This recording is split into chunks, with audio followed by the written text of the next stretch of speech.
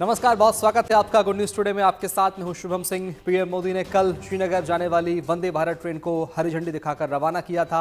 आज से इसमें यात्रियों के लिए सफर की शुरुआत हो गई है। कटरा से श्रीनगर जा रहे यात्रियों का उत्साह देखते ही बन रहा था। हर कोई इस रूट पर पहली बार सफर कर इतिहास का गवाह बनना चाह रहा था। एक दंपत्ति ने तो अपने बच्चे के जन्मदिन का केक भी उस वक्त काटा जब ट्रेन चेनाब पुल से गुजर रही थी, जो भारतीय इंजीनियरों का करिश्मा माना जा रहा है।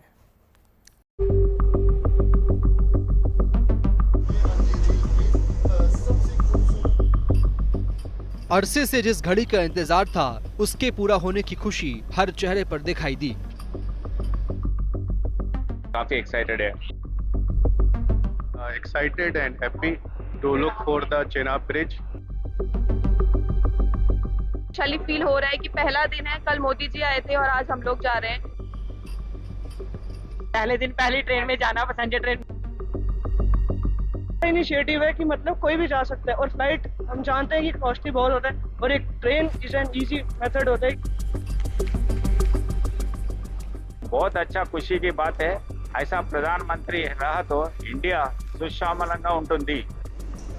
कटरा से श्रीनगर हो या श्रीनगर से कटरा, दोनों तरफ से यात्रियों में सफर को लेकर अलग सी दीवानगी दिखी।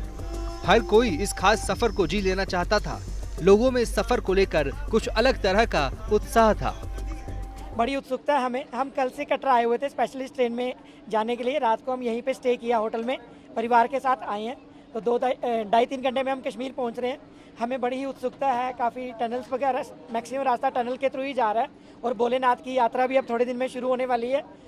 रास्ते में बड़ी दिक्कतें आती थी, बरसात की वजह से यात्रा रोकी जाती थी, लेकिन अब तो ट्रेन के थ्रू भोलेनाथ की जितनी भी यात्री हैं 2-4 घंटे में ही कश्मीर पहुँच जाएंगे। जब ट्रेन चली, लोगों ने जय घोष लगाकर इसका स्वागत किया। सुबह 8:10 पर कटरा से श्रीनगर के लिए 536 यात्रियों के साथ पहली वंदे भारत ट्रेन रवाना हुई। यात्रियों में खुशी की लहर देखते ही बन रही थी, जैसे उन्हें जीने की एक नई राह मिल गई हो। कुछ यात्री तो इस ट्रेन सेवा के आगाज को आतंक का जवाब बता रहे हैं। की बात देखिए कि 7 मई को ऑपरेशन सिंदूर हुआ था, और 7 जून को आज हम ट्रेवल कर रहे हैं to Srinagar by Vande Bharat. It's a wonderful, it's achievement, it's a milestone, and I think इससे बढ़िया कुछ और सौगात नहीं हो सकती जम्मू कश्मीर के लोगों के लिए। एक यात्री ने तो इस ट्रेन सर्विस को आतंक का डबल अटैक बताने से गुरेज नहीं किया। डबल आंसर हो गया टेररिज्म को, एक मिलिट्री ऑपरेशन और दूसरा टूरिज्म के साथ। बनारस की एक दंपत्ति ने अपने बेटे का जन्मदिन भी इसी ट्रेन में मनाने का फैसला किया। यही नहीं, उन्होंने केक भी उस वक्त काटा जब वंदे भारत ट्रेन चेनाब ब्रिज से गुजर रही थी। हमें पता था न्यूज़ में कि ट्रेन चलने वाली है, तो मोदी साहब इसका उद्घाटन करेंगे, तो हमने अपने बेटे के जन्मदिन के दिन, इसका एक संजोग था, इसी दिन ये ट्रेन चलने वाली थी, हमने टिकट भी बुक कर लिया।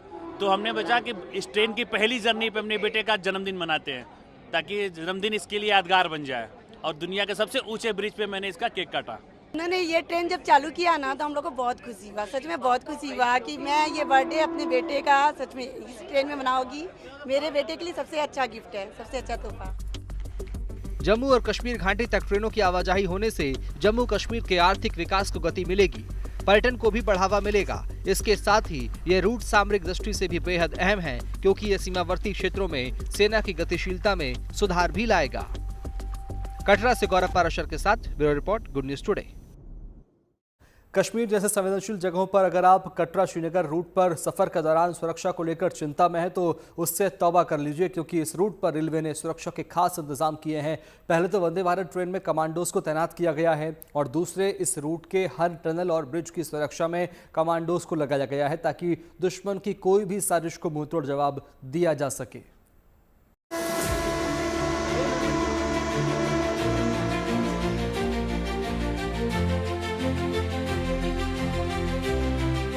कटरा से श्रीनगर जाने वाली वंदे भारत ट्रेन की सुरक्षा को लेकर रेलवे ने खास इंतजाम किए हैं। वंदे भारत को अभेद्य किले की तरह सुरक्षित किया गया है। आज जब यात्रियों के लिए ट्रेन की शुरुआत हुई, तो ट्रेन की सुरक्षा में हथियारबंद कमांडो तैनात दिखे।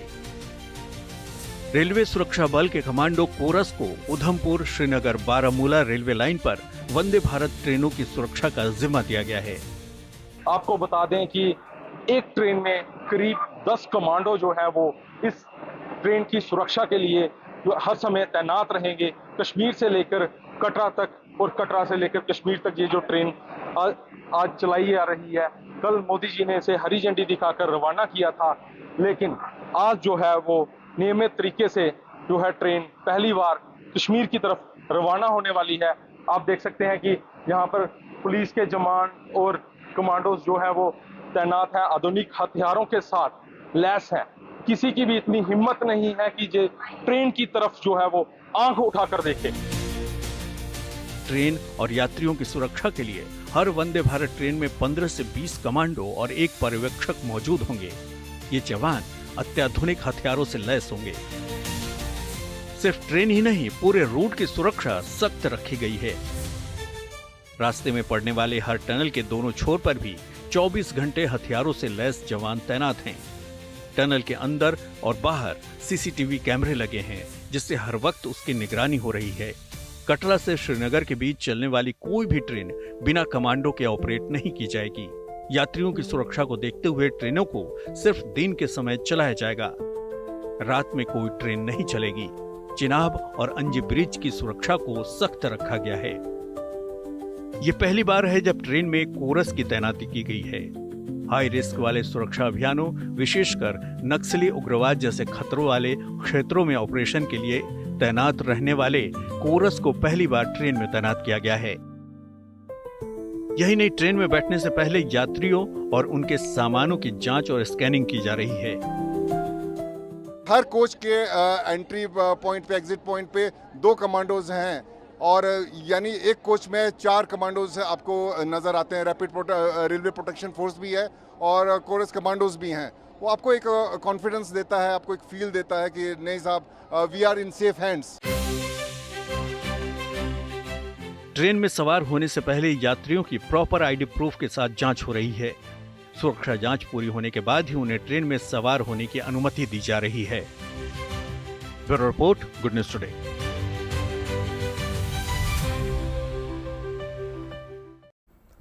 सिक्किम में भारी बारिश की वजह से कई सड़कों पर मलबा आ गया है तो कई जगह लैंडस्लाइड की खबर है, जिससे कई सड़कें बंद हो गई हैं। ऐसे ही उत्तरी सिक्किम में भूस्खलन से बुरी तरह प्रभावित चातेन से वायुसेना ने 76 आर्मी के जवानों को एयरलिफ्ट कर सुरक्षित स्थान पर पहुंचाया है। इस रेस्क्यू ऑपरेशन में वायुसेना ने 3 Mi-17 हेलीकॉप्टर्स का इस्तेमाल किया है। सेना के इन जवानों के अलावा अभी तक 1600 से ज्यादा लोगों को बचाया गया है। भारी बारिश की वजह से उत्तरी सिक्किम में कई जगह लैंडस्लाइड हुए, जिससे कई इलाकों में सड़क संपर्क बाधित हुआ है, जिससे सैकड़ों पर्यटक जो है वो लाचेन, लाचुंग और चुंगथांग में कई दिनों तक फंसे रहे हैं। अयोध्या के नवनिर्मित श्री राम जन्मभूमि मंदिर में राजा रामचंद्र जी का दरबार सजा हुआ है। इस दरबार की भव्यता और दिव्यता मंत्रमुग्ध कर देने वाली है, क्योंकि इसका हर पहलू विलक्षण है, अलौकिक है। राम दरबार में स्थापित प्रतिमाओं से लेकर उनकी वेशभूषा, परिधान और तमाम किस्म की सजावट देखने लायक है। और इसी कड़ी में आज हम आपको बताने जा रहे हैं राम दरबार के सिंहासन की राम कहानी। कैसे हुई इसकी परिकल्पना, कैसे हुई इसकी डिजाइनिंग और कैसे हुआ इसका निर्माण, क्योंकि यह वह सिंहासन है जिस पर विराजे हैं राजा राम जी, और यह सिंहासन सबका ध्यान अपनी ओर आकर्षित कर रहा है। तो देखिए राम दरबार के सिंहासन से हमारी यह खास रिपोर्ट। मंगल भवन मंगलहारी प्रभु सुदशरथ अक्षर बिहारी, रघुकुल रीत सदा चले आई, प्राण जाए पर वचन न जाई। अयोध्या के नवनिर्मित श्री राम जन्मभूमि मंदिर में सजे राजा राम के दरबार की दिव्य छटा देखने लायक है। शानदार सिंहासन पर श्री राम और सीता जी विराजमान हैं। लक्ष्मण और शत्रुघ्न अगल बगल में खड़े हैं। भरत जी और हनुमान जी चरणों में बैठे हैं। राम दरबार का कोना कोना राजा रामचंद्र जी के तेज और उनकी आभा से चमक रहा है, क्योंकि इसके हर भाग की रचना ही इस तरह से की गई है ताकि यहाँ पर ठीक वैसी ही छवि की झलक मिले जैसी त्रेता युग के राम दरबार की थी। राजस्थान के शिल्पकारों और कलाकारों ने भरपूर मनोयोग से इसकी रचना की है। अयोध्या में भगवान राम का दरबार सज चुका है और गर्व की बात यह है कि उस खूबसूरत दरबार में कहीं ना कहीं जयपुर का बहुत बड़ा योगदान रहा है। चाहे वो मूर्तियों की हम बात करें या फिर यहाँ उनके आभूषण, वेशभूषा और सिंहासन, सब कुछ जयपुर से गया है और एक एक आर्टिस्ट ने उसमें अपना जी जान लगा दिया है। खास तौर से बात उस भव्य सिंहासन की करें जिस पर श्री राम जी और सीता जी विराजमान हैं, तो उसकी भी डिजाइनिंग और उसे तैयार करने में इस बात का पूरा ख्याल रखा गया है कि उसमें भी पौराणिक परंपरा की तस्वीर दिखे। इसका निर्माण करने वाली टीम के मुताबिक डिजाइन की प्रेरणा प्राचीन अयोध्या की काष्ठ कला और दक्षिण भारतीय मंदिर स्थापत्य शैली से ली गई है। साथ ही वाल्मीकि रामायण और रामचरितमानस में वर्णित राम दरबार के विवरण को भी ध्यान में रखा गया।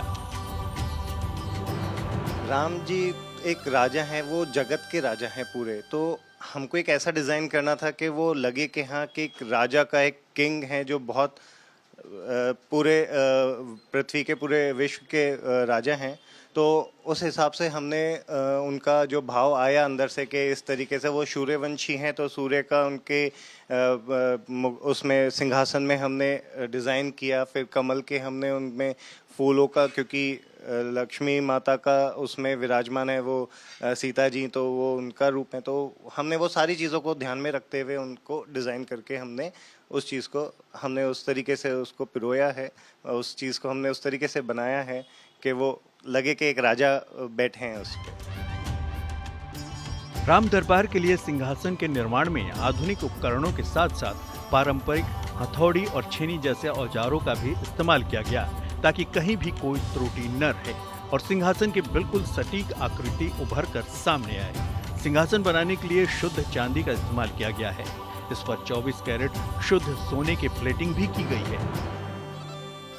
सिंहासन का जो वज़न है वो करीबन 8 से 10 किलो का वज़न है उसमें, और पीछे हमने उसके गद्दी का पार्ट भी बनाया है जिससे थोड़ा सा भगवान के लिए एक कुशनिंग का पार्ट करे, तो वो हमने दिल्ली से उसको डिज़ाइन करवाया और वहाँ पे हमने उसको करवाया है। और जो हमारे को वक्त लगा, हालांकि हमारे को वक्त थोड़ा सा कम मिला, लेकिन हमने उस वक्त में पूरे 5 से 7 दिन में हमने उसको कंप्लीट करके उनको दिया। धार्मिक परंपरा और मूर्ति स्थापत्य कला के अनुसार राम दरबार में मूर्तियों को लगाने की व्यवस्था बेहद सोच समझकर की गई है। श्री राम यहाँ पर केंद्र में विराजे हैं, तो उनके बाईं ओर दक्षिण दिशा में माता सीता स्थित हैं। लक्ष्मण जी को दाईं ओर खड़ा दिखाया गया है जो सेवा और सुरक्षा के प्रतीक हैं। वहीं हनुमान जी चरणों में हाथ जोड़कर अत्यंत विनम्र मुद्रा में दर्शाए गए हैं। साथ ही सिंहासन पर शास्त्रीय नियमों के अनुसार नक्काशी की गई है और सभी जरूरी तत्व शामिल किए गए हैं। पुरानी जो किताबें हैं इंडियन स्कल्पचर्स में किस तरीके से एक राजा राम का होना चाहिए सिंहासन, तो जैसे कि वो सूर्यवंशी, मैंने आपको पहले भी बताया, तो वो सूर्यवंशी हैं, तो उसमें सूर्य का तेज होना चाहिए और उसमें सूर्य भगवान भी विराजमान हैं सेंटर में, आप देखेंगे। और साथ में कमल का भी हमने उसमें प्रयोग किया, फ्लावर्स की पेटल्स का उनके जो हैं, तो वो डिज़ाइन हमने उनको पूरा किया। और नीचे उनके कीर्ति मुखिया जो कहते हैं वो भी दिए हैं, जिसे एक राजा का लुक है, किंग का। जयपुर की 10 से 15 कारीगरों और शिल्पकारों की टीम ने रात दिन जुटकर तय समय में सिंहासन के निर्माण को पूरा किया। इस दौरान धार्मिक मर्यादा और पारंपरिक शास्त्रीय नियमों का पालन किया गया ताकि इस कार्य की पवित्रता और सात्विकता बनी रहे। यही कारण है कि 5 जून 2025 को जब श्री राम मंदिर के प्रथम तल पर राम दरबार में प्राण प्रतिष्ठा हुई तो शुभता से भरपूर माहौल की भव्यता देखते ही बनती थी। और उम्मीद है कि आगे भी आने वाले समय में जहां दर्शन करने पहुंच रहे श्रद्धालुओं को भी उसी दिव्यता का एहसास होगा जिसकी छवि उनके मन में हमेशा से बनी हुई है। जयपुर से रिदम जैन के साथ bureau report, good news today. Ayodhya में बने श्री राम मंदिर में अब श्री राम दरबार की स्थापना हुई है। श्री राम दरबार की अलौकिक छवि तो सबको आकर्षित कर ही रही है। इसमें राजा के रूप में विराजे श्री राम, माता सीता की पोशाक भी सबका ध्यान अपनी ओर खींच रही है। इस पोशाक में क्या है खास, उसके बारे में जानने की सबकी इच्छा होगी ही, तो आज हम आपको बता रहे हैं कि राजा राम और माता सीता की यह पोशाक साधारण नहीं है, बल्कि इसमें राजस्थान की पारंपरिक कलाकारी का इस्तेमाल हुआ है। इसके बारे में गहराई से जानने के लिए देखिए हमारी रिपोर्ट।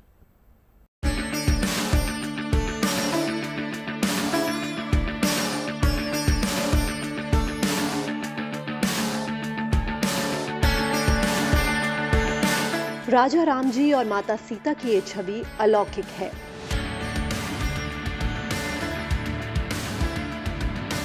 अयोध्या के नवनिर्मित श्री राम जन्मभूमि मंदिर में 5 जून 2025 को हुई प्राण प्रतिष्ठा के बाद यहां श्री राम दरबार का भव्य दिव्य दर्शन हो रहे हैं। माता सीता और राजा राम यहां लक्ष्मण, भरत, शत्रुघ्न और हनुमान जी के साथ विराजे हैं। श्री राम मंदिर के प्रथम तल पर श्री राम दरबार स्थापित किया गया है, जिसकी साज सज्जा देखते ही बनती है। इनमें सबसे ज्यादा आकर्षक है राजा राम जी और सीता माता की मूर्तियों को पहनाए गए परिधान और गहने, जिनमें देश की संस्कृति के रंगों की चमक समाहित है। प्राण प्रतिष्ठा के पावन अवसर पर श्री राम और सीता जी को जो वस्त्र धारण कराए गए, उन्हें तैयार करने में राजस्थान की मशहूर बांधनी या बंधेज कला का इस्तेमाल किया गया है। इसमें श्रद्धा के साथ साथ पौराणिक परंपरा की भी झलक मिलती है। बंधेज की जब बात आई तो जो शिव जी के जो पुत्र हैं गणेश जी, तो गणेश जी का जो मुख्य जो प्रसाद है वो है लड्डू, और लड्डू के अगर दानों को बिखोरो तो बिल्कुल बांधनी जैसे गोल गोल गोल गोल नजर आएंगे। अब वो उस डिज़ाइन को लोग कहते हैं कि ये जब बात चली आगे तो जो है शिव जी ने जो है भगवान इंद्र को बुलाया, हवन किया और उनका कहा कि वर्षा करने के लिए, तो वर्षा हुई। तो वर्षा जब बहुत हो चुकी थी तो शिव जी ने यूँ हाथ ऊपर किया और इस तरह से कराया सनलाइट की तरफ से, तो उसमें से रेज निकली, तो इस तरीके से समुद्र लहर या इंद्रधनुष बन गया, क्योंकि वर्षा का देवता इंद्र है तो इंद्रधनुष बन गया। तो ये कलर तब से ही आ गए। लोग कहते हैं ना कलर कब से आए, कलर ये शिव जी की देन है। श्री राम दरबार का निर्माण भी राजस्थान के कलाकारों ने ही किया है और मूर्तियों को पहनाने के लिए वस्त्र भी राजस्थान, गुजरात यानी पश्चिम भारत की पारंपरिक बांधनी या बंधेज कला से तैयार किए गए हैं। खास बात यह है कि इस कला से तैयार कपड़े महज परंपरा या फैशन में शुमार नहीं, बल्कि ये हिंदुस्तान की कारीगरी और भावनात्मक जुड़ाव की भी झलक इसमें मिलती है। राजस्थान के सीकर, शेखावटी में बड़े पैमाने पर इस तरह से कपड़े बनाने का काम होता है। लगभग भारत की 50% से ज्यादा बंधेज की सप्लाई राजस्थान के सीकर, चूरू, झुंझुनू जैसे शहरों से, शेखावटी से होती आई है। हमारी 3rd जनरेशन है जो आज बंधेज में काम कर रही है। बंधेज का कोई भी साड़ी या दुपट्टा आप देखते हो, उसको 7 से 8 प्रोसेस से निकालने के बाद में वो दुपट्टा रेडी होता है या वो साड़ी रेडी होती है। माना जाता है कि राजस्थान की रेत पर जब बारिश की बूंदें गिरती हैं तो जिस तरह रेखाएं और गोल गोल निशान बनते हैं, वैसे ही डिजाइन बांधनी के कपड़े पर उभरते हैं। यही वजह है कि बरसात के मौसम में महिलाएं बांधनी की साड़ियां और दुपट्टे पहनना बहुत पसंद करती हैं। इन कपड़ों के प्रति रुझान पुराने जमाने से लेकर अब तक चला आ रहा है और यही वजह है कि इनकी डिमांड भी काफी ज्यादा है। वो आपको आसान होगा क्योंकि ये एवरग्रीन है, कभी पुराना नहीं होता और इसकी वैल्यू विद टाइम बढ़ती रहती है, कभी कम नहीं होती। अगर मान लो ये मेरे अगर दादाजी के ज़माने में अगर ये साड़ी 400 रुपये की थी तो आज ये साड़ी 12,000 की है, 15,000 रुपये की है। तो विद टाइम जैसे गोल्ड की, सिल्वर की प्राइसेस बढ़ती हैं, वैसे इन आर्ट की भी वैल्यू बढ़ती रहती है और जितना ज़्यादा पुराना होता है उतनी ज़्यादा उसकी वैल्यू बढ़ती है विद टाइम, क्योंकि वो जो आर्टिस्ट हैं जो पुराने ज़माने से इसे बनाते हुए आ रहे हैं वो भी रेयर होते जा रहे हैं। अहम बात यह है कि आधुनिक जमाने में भी राजस्थान के गांव-गांव में सबसे ज्यादा महिलाएं इस पारंपरिक कला को परवान चढ़ाने में लगी हुई हैं। ये काम महिलाएं अच्छी तरह से कर सकती हैं और ये जब खुलता है, जब रंगाई करते हैं तो इसके अंदर जो है एक बार पूरा कपड़ा सफ़ेद होता है, उसके बाद पीला होता है और पीले के ऊपर फिर एक बार रंगाई करके फिर बंदाई करते हैं। तो जो बंदाई वाला हिस्सा पीले रह जाता है उसके ऊपर लाल रंग देते हैं, तो पीला और लाल पोमचा बन जाता है। ये एक बहुत ही फाइन प्रोसेस होती है, यदि ध्यान से ना खोलो तो कपड़ा फटने का डर रहता है, लेकिन कारीगर आजकल स्किल्ड होते हैं तो वो बड़े सफाई से खोल देते हैं। फिर उसके बाद में मान लो हमको उस पर लेस, गोटा पत्ती या फिर मान लो कोई चमक धमक का काम, आजकल बहुत सारे काम चलते रहते हैं, वो करवाना हो तो वैसे सेल करते हैं या फिर प्लेन फैब्रिक भी सारी दुनिया में काफी लोग बंदेज का पसंद करते आ रहे हैं। समय के साथ बांधनी या बंधेज से बने कपड़ों का दायरा बढ़ा है और ये अब केवल साड़ी दुपट्टे तक सीमित नहीं रह गए, बल्कि दूसरे ड्रेस मटेरियल बनाने में भी इनका इस्तेमाल हो रहा है। इतना ही नहीं, इस प्रिंट का अब भगवान राम की पोशाक में भी इस्तेमाल हुआ है और इसकी अहमियत और बढ़ गई क्योंकि आम लोगों के इस्तेमाल होने वाली पारंपरिक कलाकारों की ये कला अब भगवान राम को समर्पित हो गई। Rhythm Jain, Jaipur, good news today. Housefull 5 ने बॉक्स ऑफिस पर शानदार ओपनिंग की है। पहले ही दिन फिल्म ने 24 करोड़ से ज्यादा का कारोबार कर लिया, यानी फिल्म ने दर्शकों की उम्मीदों पर खरी उतरती दिख रही है। फैंस के शानदार रिस्पांस से मेकर्स में गजब का उत्साह देखने को मिल रहा है।